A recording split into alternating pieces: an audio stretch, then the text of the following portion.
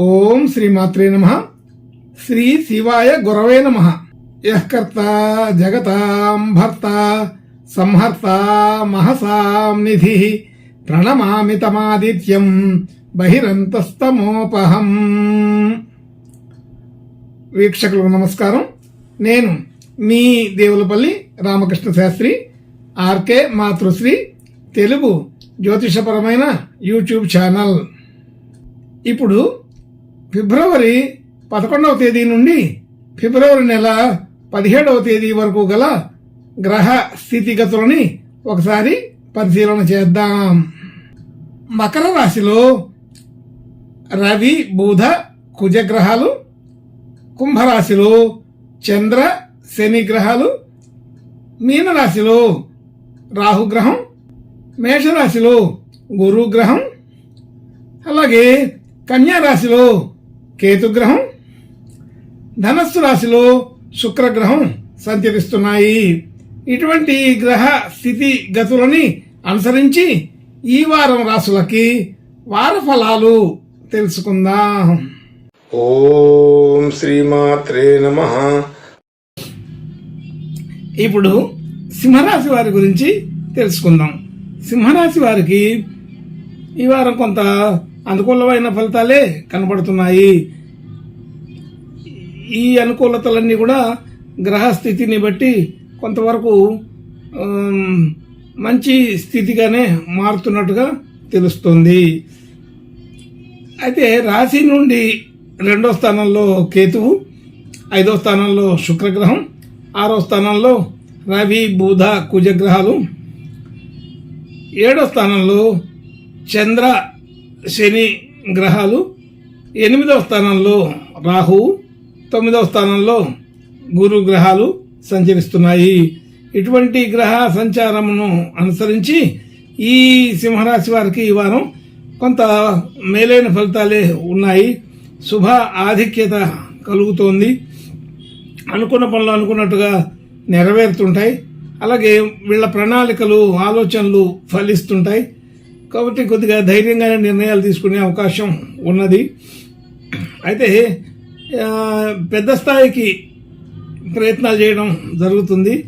అయితే అవకాశం ఉంటే స్థాయి ఫలితాలని అందుకోగలుగుతారు, లేదైనా మధ్యస్థాయి ఫలితాలైనా వస్తాయని తెలుస్తుంది. కాబట్టి వీళ్ళ ఆశ, ప్రక్రియ, ఆలోచన అన్నీ కూడా కొంత అనుకునే విధంగా జరగడానికి అవకాశం ఉంది. కాకపోతే పెద్ద స్థాయిలో ఆశిస్తే చిన్న స్థాయిలోనైనా ఈ ఫలితాలు జరుగుతుంటాయి. అలాగే ఆలోచన తీరు మాత్రం మార్చుకోవడం జరగదు. అలాగే కష్టపడుతుంటారు, అలాగే ఆలోచన చేస్తుంటారు. అలాగే ధనయోగాదులు కూడా సాధారణంగా బాగానే ఉంటాయి.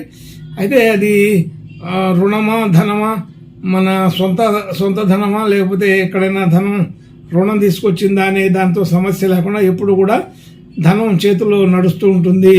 కాబట్టి ధనయోగాదులకి ఇబ్బంది అయితే ఉండదు. కుటుంబ సభ్యులు, బంధుమిత్రులు అందరితో కూడా కొంతవరకు సఖ్యత బాగానే ఉంటుంది.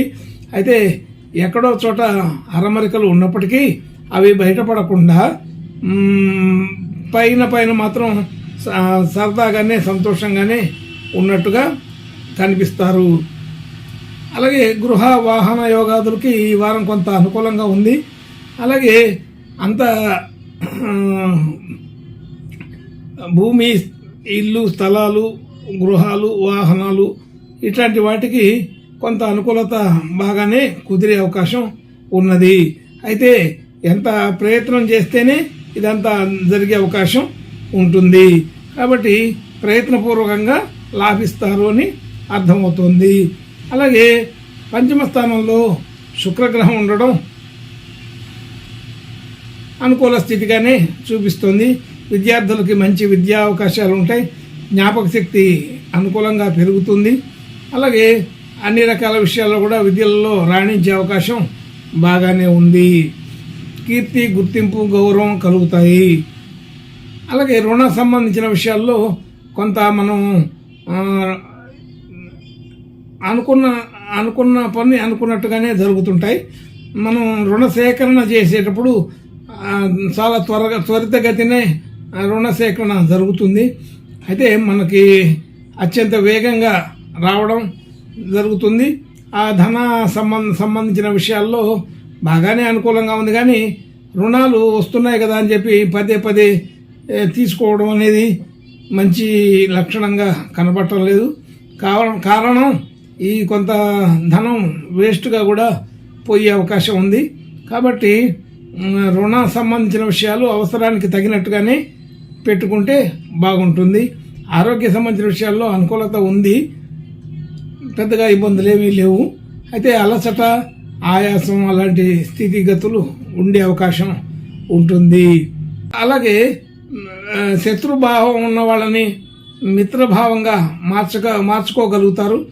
అలా మనకు కావలసిన పని కోసం 10 మందిని కలవడం, మాట్లాడడం, వాళ్ళతో సన్నిహితంగా ఉండడం మొదలైన విషయాలు జరుగుతాయి. అనేక మందితో ముచ్చటించే అవకాశం ఉంది. అలాగే రాజకీయ పరంగా కూడా 10 మందితో కలవడం, మాట్లాడడం, పలుకుబడి పెంచుకోవడానికి ప్రయత్నం చేస్తారు. ఉద్యోగస్తులు ఉద్యోగంలో ప్రమోషన్ల కోసం ప్రయత్నం చేసే అవకాశం ఉంటుంది. అలాగే ఎదుగుదల కోసం ఏదో ఒక ప్రయత్నం చేస్తూనే ఉంటారు. ముఖ్యంగా బ్యాంక్ ఎంప్లాయీస్ అలాంటి వాళ్ళకి ఈ ట్రాన్స్ఫర్లు అయ్యే అవకాశం గట్టిగా ఉంది. భాగ్యస్థితి ఉన్నతంగానే ఉంది, పెద్దగా ఇబ్బందికరమైన పరిస్థితులు అయితే ఉండవు. అయితే ఎప్పుడు కూడా మనకి తొందరపాటు తనంతో ఉన్న నిల్వ ధనాన్ని పూర్తిగా అయిపోగొట్టి మళ్ళా రుణాలు సేకరించే ఆలోచన చేసే పరిస్థితి ఉంటుంది. కానీ ఈ వారం అంతగా ఉండకపోవచ్చు. కొంచెం జాగ్రత్తగా నడిపించుకుంటే రుణ సేకరణ చేయాల్సిన పని లేకుండానే పనులు అయ్యే అవకాశం ఉంటుంది. కాబట్టి జాగ్రత్తగా ఆలోచన చేయండి.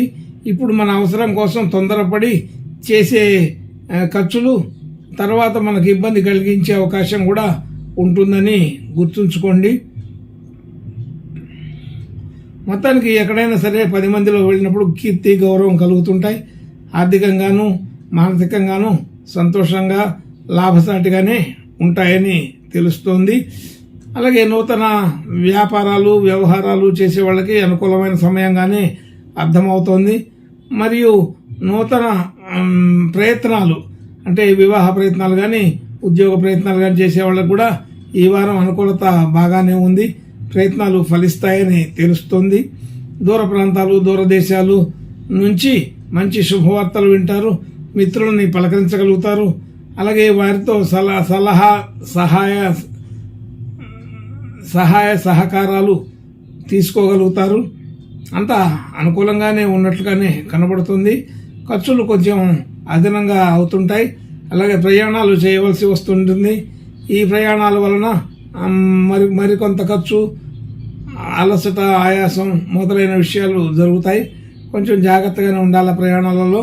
కాబట్టి ఈ వారం అన్ని రకాల అనుకూలత ఉంటూనే అక్కడక్కడ చిన్న చిన్న ఆరోగ్య సమస్యలు, ఆర్థిక సంబంధించిన ఒత్తిడులు ఉండే అవకాశం అయితే ఉన్నది. కాబట్టి జాగ్రత్తగా మసులుకోమని చెప్పబడుతుంది. ఈ వారం ఈ సింహరాశి వారికి సాధారణ ఫలితాలు ఉంటూనే కొంత శుభాధిక్యత కలిగి ఉన్నది. రుణ విషయాల్లో మాత్రం జాగ్రత్తగా ఉండాలి. ఇంకా మంచి శుభ లక్షణాలు కలగడం కోసం సుబ్రహ్మణ్య స్వామిని ప్రార్థించడం, నమస్కరించుకోవడం చేస్తే ఈ సింహరాశి వారికి అనుకూల ఫలితాలు బాగానే ఉంటాయని తెలుస్తోంది. శుభం భూయాత్.